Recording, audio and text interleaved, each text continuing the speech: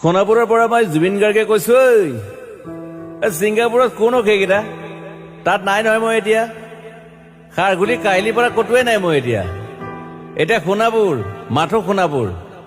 সোণাপুৰে মোৰ শেষ ঘৰ, শেষ মঞ্চ। এতিয়াৰ পৰা গান নাগাওঁ আৰু মই মাথো শুনিম। স্পেচিয়েলি মই নাইট ছুপাৰ কেইখনক কৈছো, উজনিলৈ অহা যোৱা কৰোঁতে সোণাপুৰৰ এই ঠাইখিনিতে মায়াবিনীটো ডাঙৰকৈ বজাবি।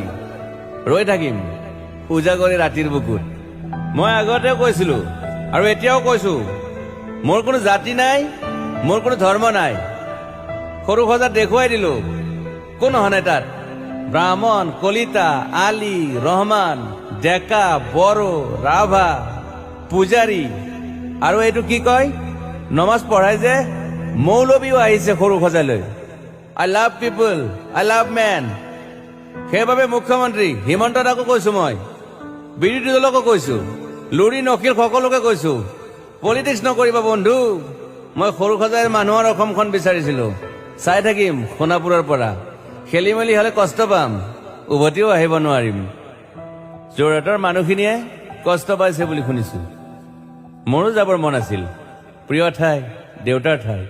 উপায় নাই, পলম হলে শৰীৰটোৱে কষ্ট পায়। বাকী গৰিমা আৰু দেউতাই গুৱাহাটীতে থকাটো বিচাৰিলে। একো নাই, গুৱাহাটীলৈ আহিলে মাত দি যাব। সোণাপুৰতে থাকিম। আৰু এটা কথা, যোৰহাটত প্ৰতিমূৰ্তি এটা হ'ব বুলি শুনিছো।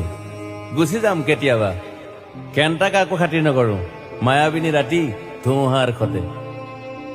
মাজুলীবাসীয়ে দুখ নকৰিব দেই। মনত পৰিলে গাই দিব মাজুলীৰ এজনী ছোৱালী। নিমাতী ঘাটলৈ যাব নোৱাৰিম আৰু। একো নাই, মোক প্ৰতিটো বসন্ততে পাব অসমবাসীয়ে। শৰতত গাইছো, বহাগত গাইছো, ৰদত গাইছো, বৰষুণত গাইছো।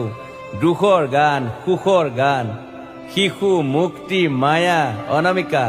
মাথো নতুন গান গাব নোৱাৰিম। বন্ধ হৈ থাকিল চেলা সকলো। এতিয়াৰ পৰা আৰু শুনিম শেষ মঞ্চখনৰ পৰা। সোণাপুৰেৰে পাৰ হৈ গলে গাই যাব কেতিয়াবা ধুমুহাৰ খতে।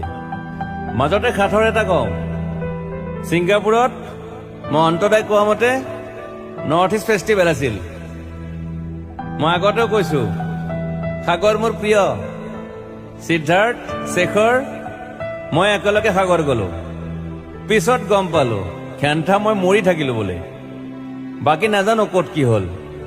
শেখৰো নাই, সিদ্ধাৰ্থো নাই। অকলে অকলে কফিন এটাত দিল্লী হৈ সৰু সজাই পালো। বাট আই লাইক পিচ। মই শান্তি বিচাৰো। বৰ কম সময় পালো।